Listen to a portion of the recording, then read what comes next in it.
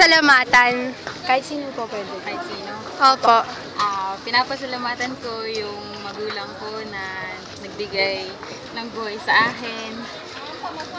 Even though they are too bad to me, but they are my parents. And also the owner of this store, Miss Edna Macandili. I'm very thankful to her because she's good to me and he gave me a good life so that Ate, push nyo lang po yan. hindi ako fluently sa English. Okay lang po. Sige po.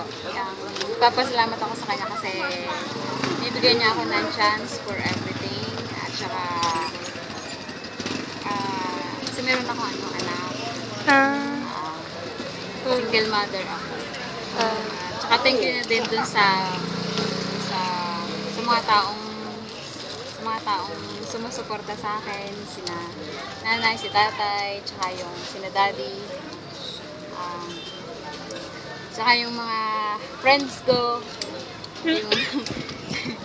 yung mga taong nagpapayo sa akin, yung mga taong gumagabay sa akin, I'm very thankful to them.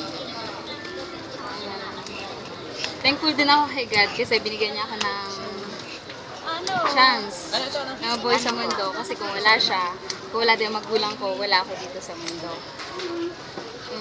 Ano pa sasabihin ko? Salamat po. Sige, Paikutan po.